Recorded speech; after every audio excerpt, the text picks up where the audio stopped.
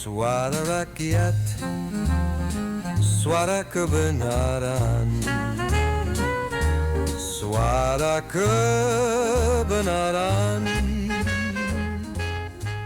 Halo semuanya, selamat datang kembali di Yuna Inulf Channel, Suara Rakyat, Suara Kebenaran. Hari ini kita akan membahas isu yang sangat penting, RUU Perampasan Aset. Banyak orang bertanya, sudah sampai tahap mana sebenarnya RUU ini? Apakah sudah disahkan atau masih jalan di tempat? Dalam video kali ini kita akan menelusuri perjalanan panjang RUU Perampasan Aset, isi pokoknya, tantangan yang dihadapi, status terkini, hingga manfaat bagi kita semua. Baik, sebelum ke inti bahasan, akan saya sampaikan sekelumit sejarah dan latar belakangnya dahulu.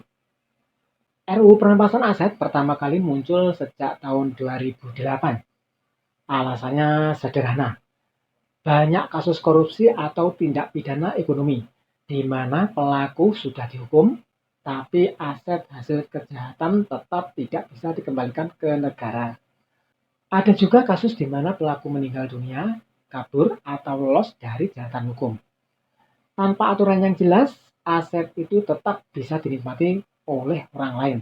Padahal seharusnya dikembalikan untuk kepentingan publik.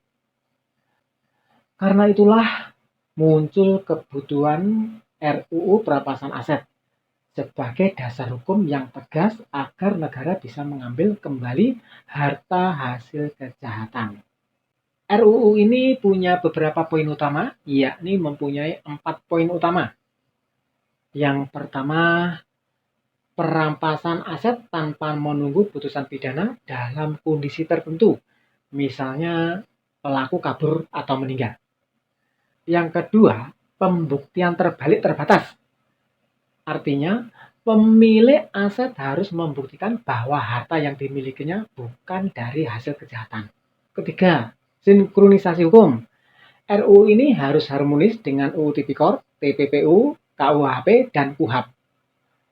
Keempat, pengelolaan aset rampasan harus transparan, akuntabel, dan dikelola lembaga yang kompeten.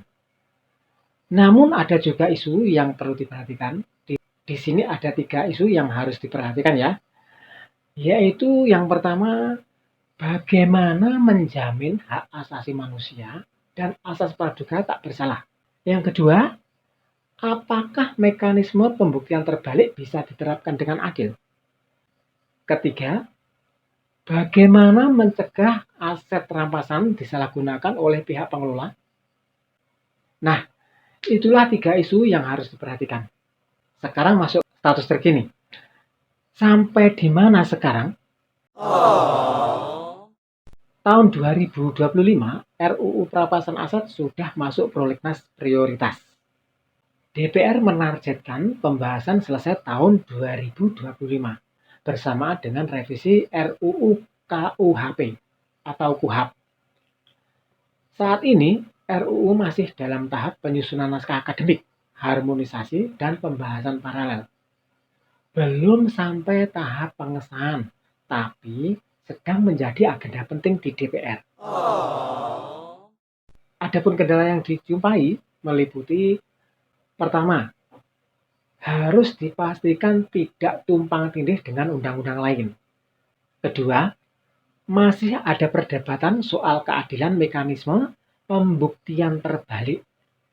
Ketiga, proses politik dan teknis yang panjang di DPR membuat waktu pembahasan bisa molor. Itu 3 kendala yang muncul ya. Sekarang masuk ke bab pandangan dan manfaat.